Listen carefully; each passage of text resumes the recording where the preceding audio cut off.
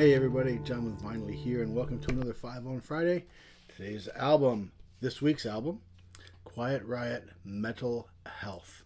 Another classic album cover. You know, at Vynyly we're all about the album art, and this is definitely a classic. Released in 1983. Hold on one second. Number one, this album was released in 1983. It is the band's first international release, the first U.S. release. First two albums were released only in Japan.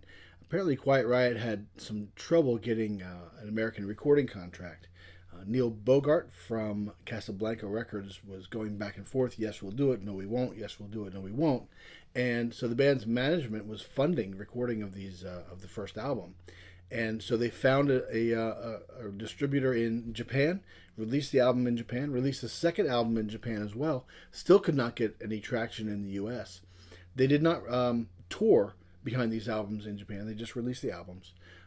But this was finally released in 1983 after the band kind of broke up and then got back together. Number two, this is the first heavy metal album to reach number one on the charts, and it had to pass Thriller, the best-selling album of all time, and The Police Synchronicity, which was in the number one spot, to reach number one.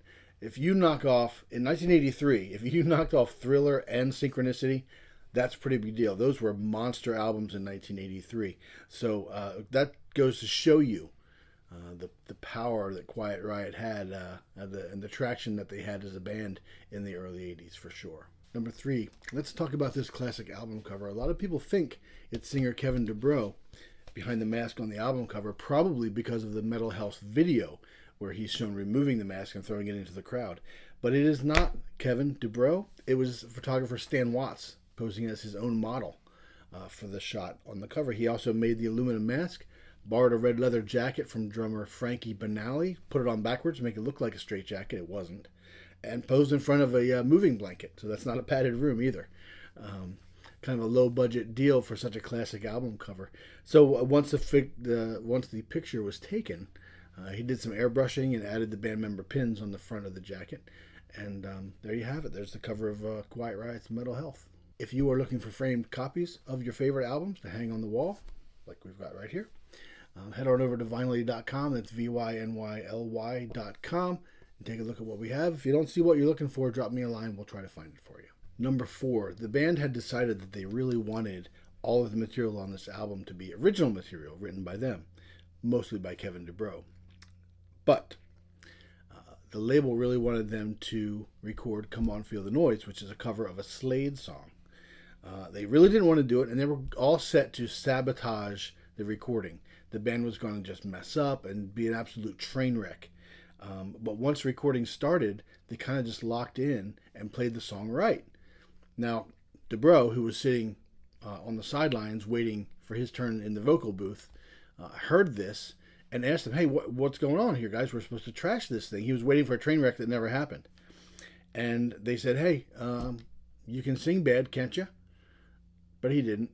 He went in, did a great job on the take, and next thing you know, it is the lead single from the album, reaching number 5 on the charts. Number 5, the album closes with a track called Thunderbird, which is a tribute to Randy Rhoads, who was a founding member of Quiet Riot and left the band after the second Japanese release to join Ozzy Osbourne's band. Now, you probably know Randy Rhoads died in a ridiculous and stupid plane crash in 1982. Not his fault, of course, but such a waste and a tragedy for sure. But Randy died in 82, and he had gotten Rudy Sarzo, bass player, also from Quiet Riot. He got him involved in Ozzy's band as well.